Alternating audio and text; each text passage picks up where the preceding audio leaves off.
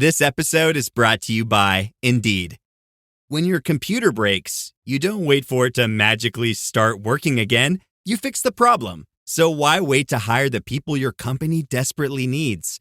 Use Indeed's sponsored jobs to hire top talent fast. And even better, you only pay for results. There's no need to wait. Speed up your hiring with a $75 sponsored job credit at Indeed.com/podcast. Terms and conditions apply.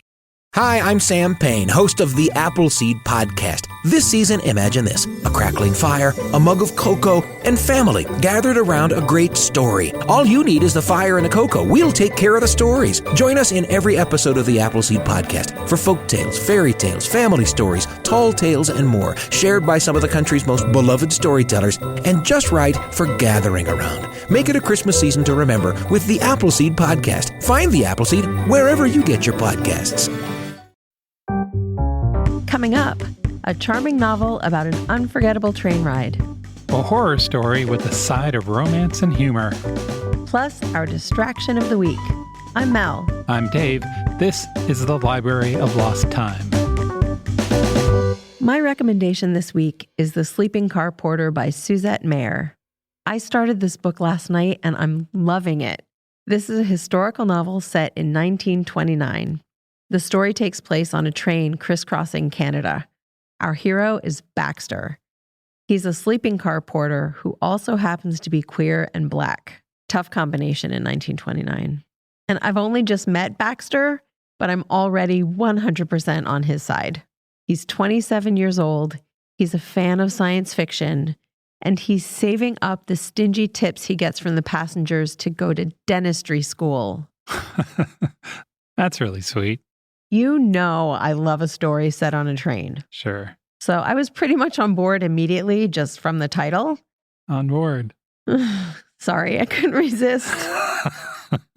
The flap copy promises that this story will eventually include annoying passengers, a secret love affair, hallucinations brought on by sleep deprivation, and ghosts. Wow. And then there's this plot turn. On a trip heading west, a mudslide stalls the train on the tracks for 2 days. Passengers misbehave and secrets are revealed. To me, this kind of sounds like a literary alternative universe take on Murder on the Orient Express. Yeah. Only with more social commentary and way less murder. Yeah. The author, Suzette Mayr, has written 5 other novels. They all use a little touch of magic and humor to address issues of race and identity and sex.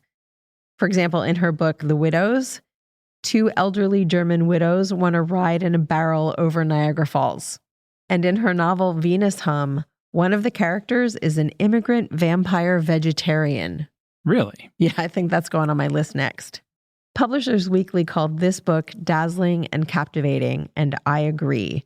It's The Sleeping Car Porter by Suzette Mayr. If you're looking for a last-minute Halloween pick, I have a book for you. It's a werewolf story. It's called Such Sharp Teeth by Rachel Harrison.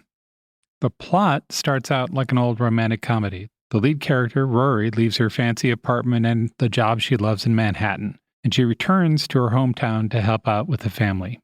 And then one night, Rory's at the local bar and she runs into a boy she grew up with.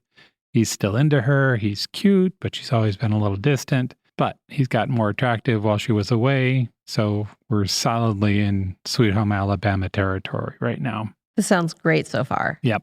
And then she leaves the bar. She's driving home. She hits an animal in the middle of the road, and she gets out to investigate. And then she's attacked by something. She believes she's going to die, but then she wakes up in the hospital. And then we're into a werewolf story.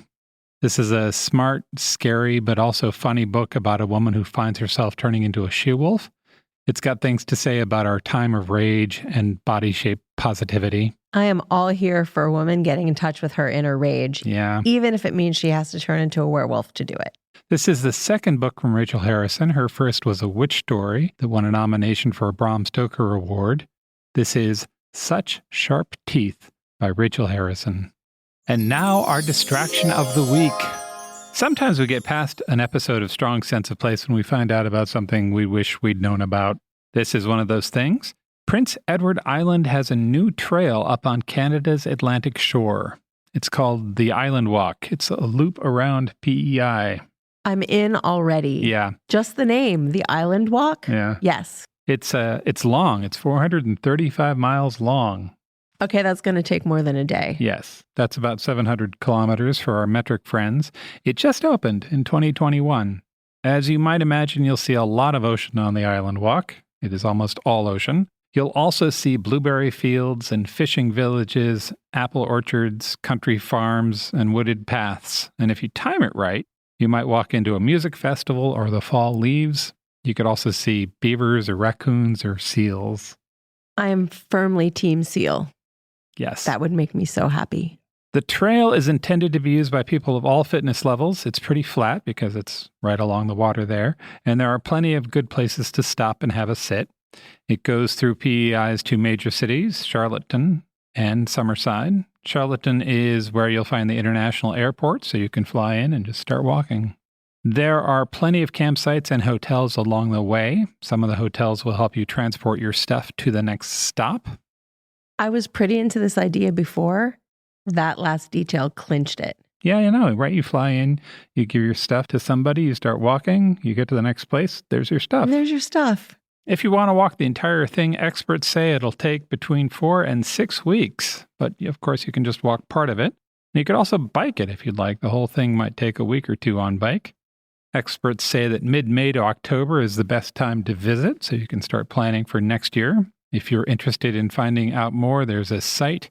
It's theislandwalk.ca. You can read the adventures of others who walked the path there. There's also a map that tells you about places to stay and perhaps even more importantly, places to eat. I want to know about the food 100%. The food on PEI is supposed to be pretty good. If you haven't yet listened to our podcast episode about Canada's Atlantic provinces, definitely treat yourself to that. We will put a link to that as well as a link to the Island Walk site and a review from Travel and Leisure of the Trail in our show notes. Visit strongsenseofplace.com/library for more details about the books we discussed and more on the amazing Island Walk. Thanks for joining us in the Library of Lost Time. Remember to visit your local library and your independent bookstore to lose some time yourself. Stay curious. We'll talk to you soon.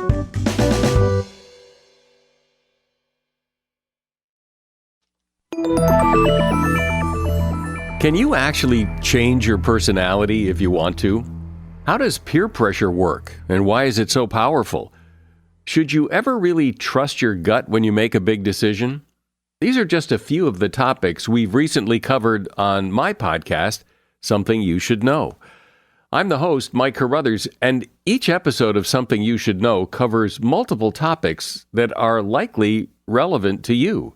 You'll discover things you can use in your life today, right now, like how to have a great conversation, how to be more courageous, the anatomy of the perfect apology, and much, much more. To date, there are over 1,000 episodes of Something You Should Know, and we've gotten over 4,000 mostly 5-star reviews. I invite you to check out Something You Should Know. Look for the bright yellow light bulb on the blue background. Something You Should Know, wherever you listen to podcasts.